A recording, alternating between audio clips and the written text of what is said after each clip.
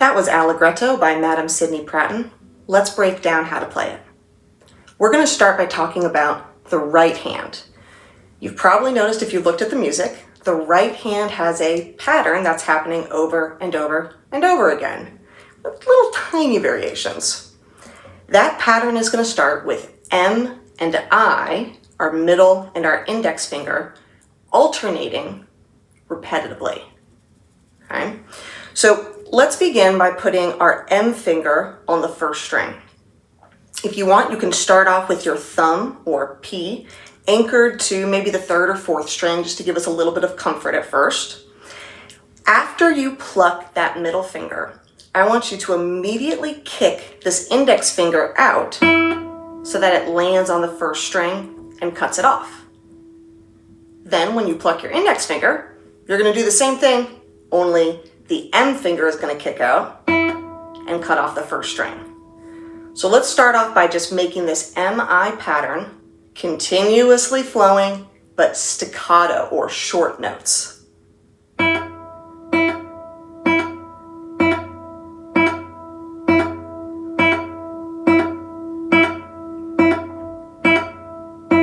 Once you feel like you've got that, you can try a little faster.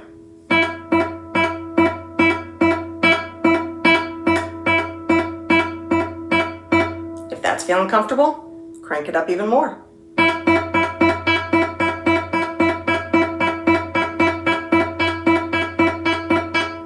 What this staccato does is it trains our fingers to plant or land on the first string after whoever's supposed to be first, whether it's M or I, has finished.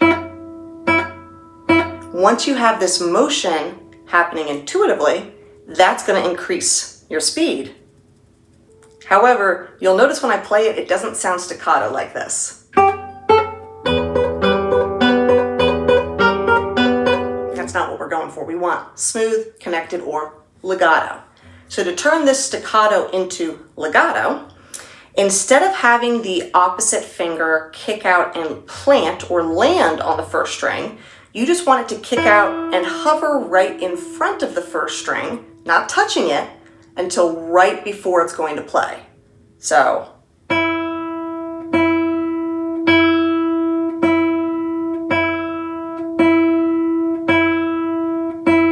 once you have that comfortable, speed it up.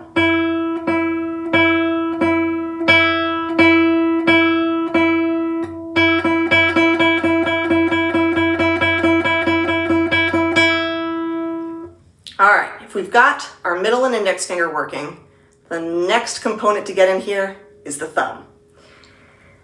If we've got that legato sounding really good with the MI alternation, the next step is to be able to pluck our thumb every time we pluck our middle finger. So if we pluck our thumb, we'll put the thumb maybe on the sixth string to start, since that's where it's going to begin in the piece.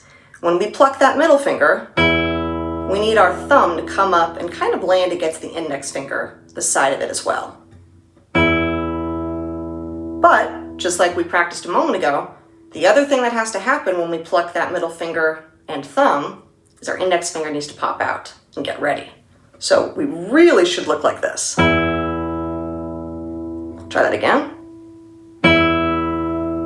Then when we pluck that index finger, we're going to kick that middle finger out and start to get that thumb ready, and we'll just keep it on the sixth string for now.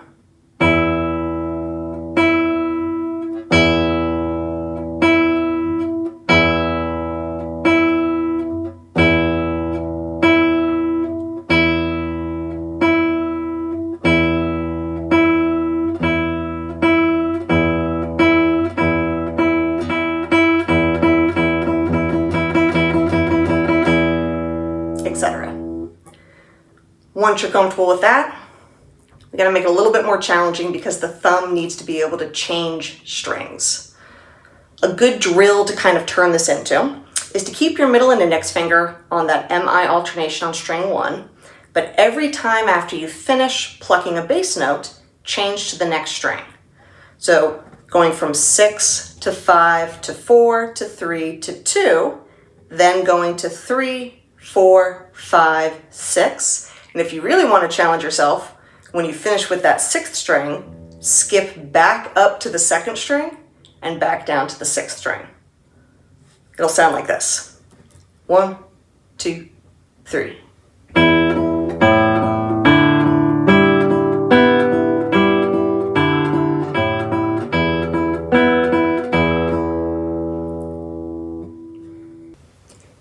If you look closely at each line, there's a pattern typically happening with the thumb.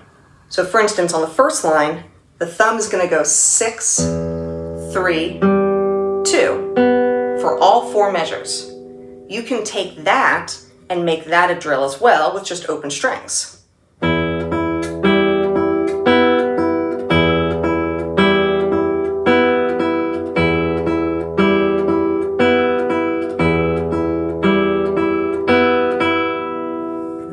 Once you start adding in the left hand, it's not as bad. We want this right hand to be able to go basically on autopilot, so we're able to concentrate on the movement of this left hand over here. So for instance,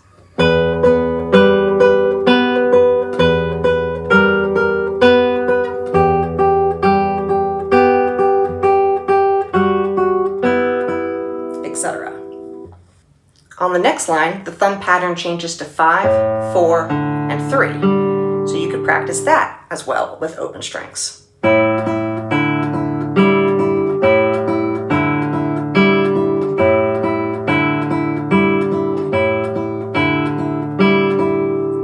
when we add in our left hand, which for these measures is a nice B7 chord,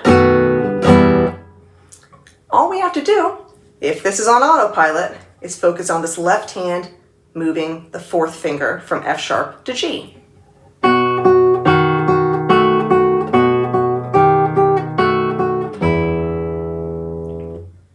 In my opinion, the hardest part for the right hand about this piece isn't the alternation between M and I, and it isn't plucking the thumb with the middle finger at the same time, which can be a little tricky to start off. But in my opinion, the hardest part about this for the right hand is keeping the thumb accurate. It is not a bad idea to go through this piece and right underneath each of the bass notes with that thumb what string you're supposed to be playing, and then practice entire phrases with open strings only, watching this right hand to make sure that the thumb stays completely accurate with where it should be.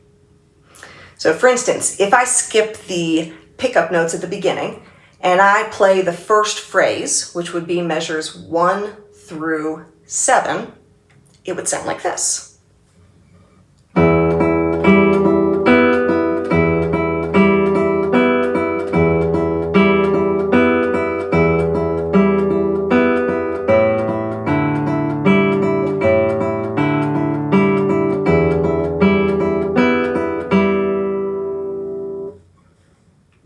Okay, so let's say we've got the right hand semi-comfortable.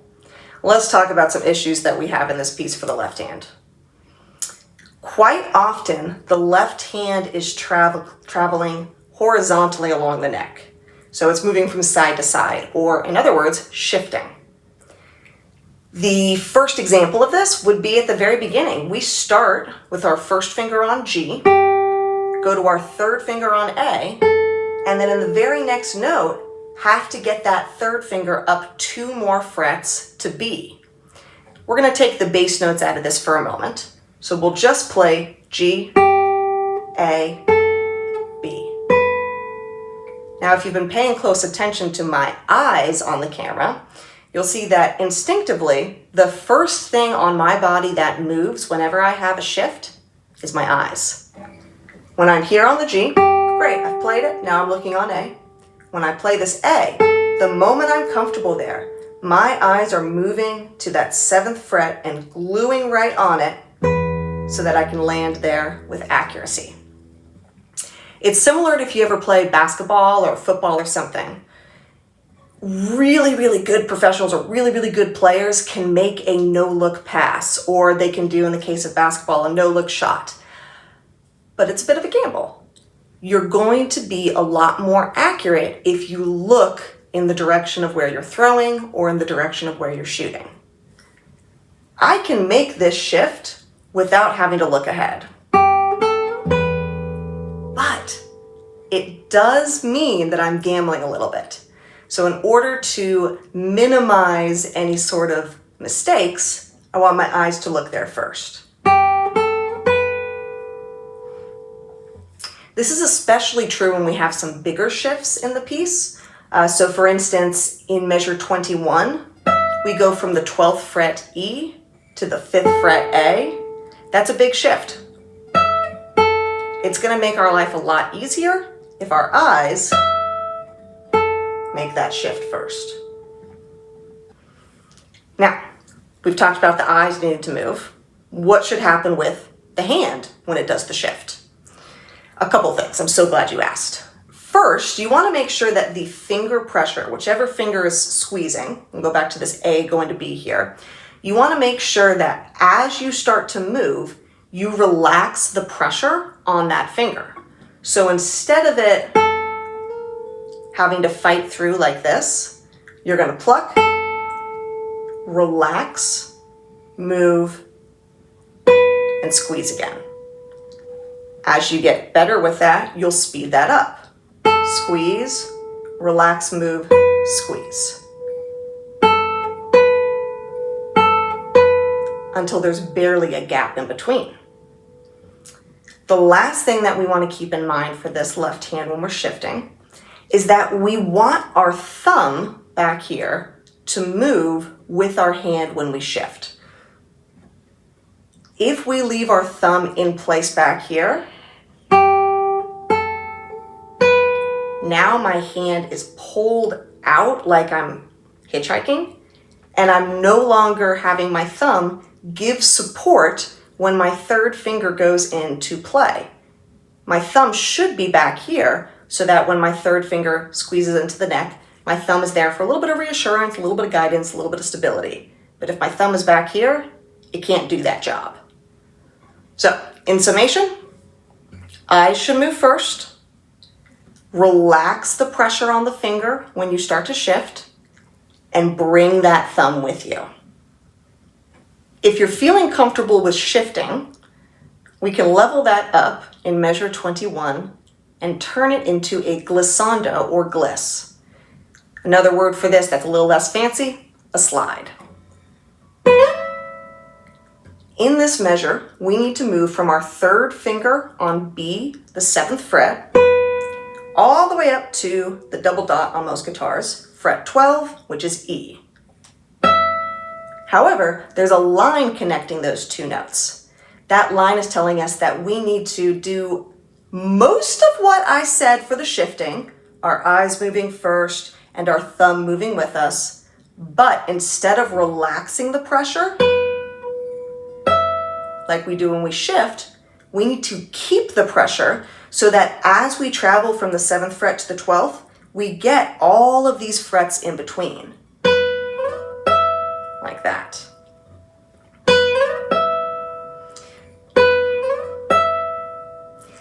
If you've never done this before, go somewhere up higher on the guitar neck, somewhere in first position maybe, and just try to overshoot this and go as far as you can naturally. So, it doesn't really matter where you end up. But you'll notice that if you just try and make it a big glissando like that, it's a lot easier at first. Then you can say, all right, I'm getting comfortable with that. Let me make the glissando a little smaller. Maybe I'll go from this 3rd fret to the 7th fret. Okay, not bad. Maybe I'll go from the 3rd fret to the 5th. Now it's a little harder because it's only 2 frets. Once you're comfortable with that, let's go back to our location for measure 21, which is fret 7 going to fret 12. We want this glissando to be really quick because it's a grace note here. The main note of this measure is the E. The B over here is just a little bit of decoration for it. So as we're coming out of this measure, my eyes are going to move over to that 12th fret first, and I'm going to slide up as quickly as I can.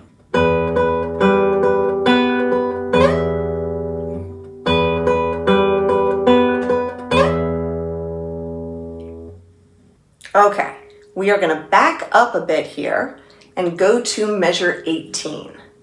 At measure 18, we have an infamous technique in guitar called a bar chord. What this means is we're going to have multiple strings played at the same time by our index finger. Now, this can be pretty difficult, but there's a couple tricks that make it a lot easier. First, humor me on this, go ahead and set up your thumb right behind the 5th fret, and then take your elbow on the left arm and kind of just pretend you're a chicken for a minute. You can flap that chicken wing.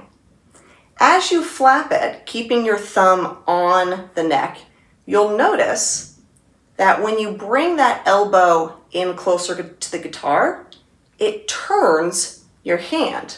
So I'm going to pull these fingers in so you can see my index finger a little better. When I come out this way, it pulls everything really far away. But when I come in here, it pulls all of these in closer and it rotates this index finger onto the side, the thumb side of the finger. We want to have this elbow kind of into our gut over here so that we turn and rotate the index finger to the side. Once you've done that, go ahead and take the tip of your index finger and line it up on the 3rd string. You'll notice looking at my finger here, I don't have it bent and curved like this. I have it very straight so that I'm lying parallel to the fret the whole time and keeping everything as close to the fret as possible. If I curve it like this, being too far away from that fret on the 2nd string means I'll probably end up missing a note. But if I straighten it, all of a sudden, there isn't that space or gap between the string and the fret, causing a dead note. Now behind the scenes, the thumb needs to be about as high on the neck of the guitar as the bar is itself. So if your index finger is about at that 3rd string, your thumb should be that same height as well. If you're playing a different piece and the bar needs to go higher, that thumb should come up with it. So in this case, we're kind of right below, right around that 3rd string. We've got our elbow in so that we're rotated on the side. Our finger is straight so that we're parallel to the fret. The very last thing is the big trick here, and that is to outsource your work. There's this little thing in science. You might have heard of it. It's called gravity. Well, what gravity can do, if we keep our thumb on the back of this neck and kind of have enough friction between our thumb, the guitar, and our index finger that it won't slide off of the neck, we can use the weight of our arm. You can see I'm just kind of holding it, my hand up, and then letting everything sink down. We can use the weight of our arm being pulled by gravity to do most of the work compressing the strings. So this is what it would look like if I were just squeezing. I can do that, it's fine, but if I have to hold that for a while, I'm gonna get real tired real fast. But watch my arm and my shoulder here. If I let gravity do it, I'm not having to work nearly as hard. That means that I can play for a lot longer without my hand cramping up and getting tired. All right, let's fast forward towards the final part of the piece here. When we get to the last couple of measures, you'll see that there are harmonics that we need to play. Harmonics are a special technique in guitar where we basically break most of the left hand rules. Go ahead and take your left hand, 3rd finger, and bring it all the way up to the 12th fret. Instead of having it nice and beautifully on the fingertip and right behind the fret like this, I want you to flatten your finger so that the pad of your finger, not the tip, is laying flat against the string. We'll just do the 1st string for now. Then, instead of having it right behind the fret, I want you to scooch it forward so that it's directly above the 12th fret. And finally, instead of squeezing the note and pressing it down, lightly touch the string. Then pluck that string, and you'll hear a very different sound than this here. Go ahead once you've got that comfortable and move your third finger up so that it's touching strings 3, 2, and 1. With this, you really want to make sure that your finger stays directly above, parallel to the fret, and doesn't angle this way. Nobody angles this way. If you angle away from the fret, you'll get some of the strings for harmonics, but you won't get all of them. Harmonics mathematically really only pop out well on frets 5, 7, and 12. You can get them to appear in other places, but it's kind of advanced, so don't worry about that right now.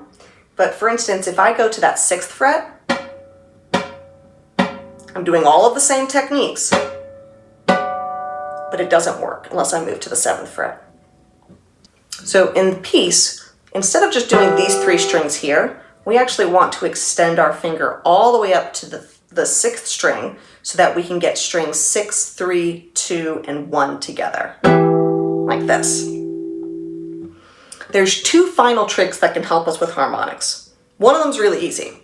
Take your right hand and just move it closer to the bridge, or in other words, ponticello.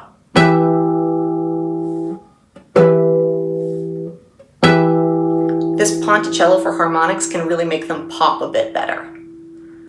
This final trick is a little bit trickier, but in my opinion, it's also even more effective than just making it ponticello. After you pluck the harmonic, as quickly as you can, release your finger from the string so that you're no longer contacting the string. This means that the strings will continue to vibrate much longer and more effectively than if we keep our finger in contact and it mutes the vibrations.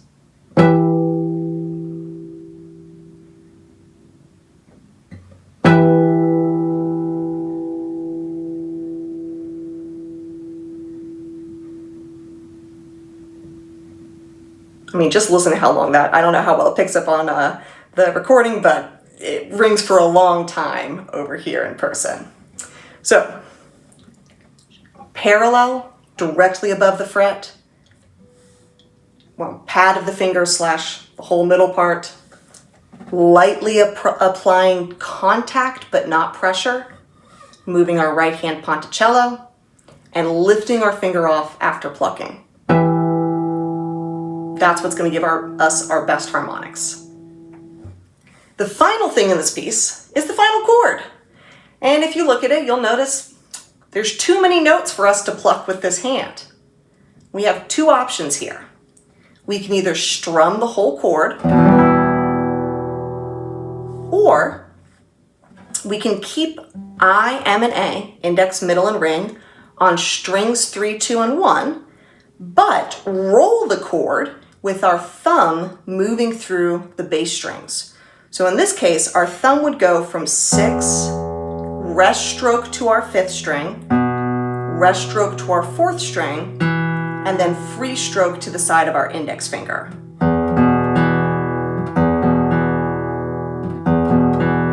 Once that finishes, the rest of your hand plucks.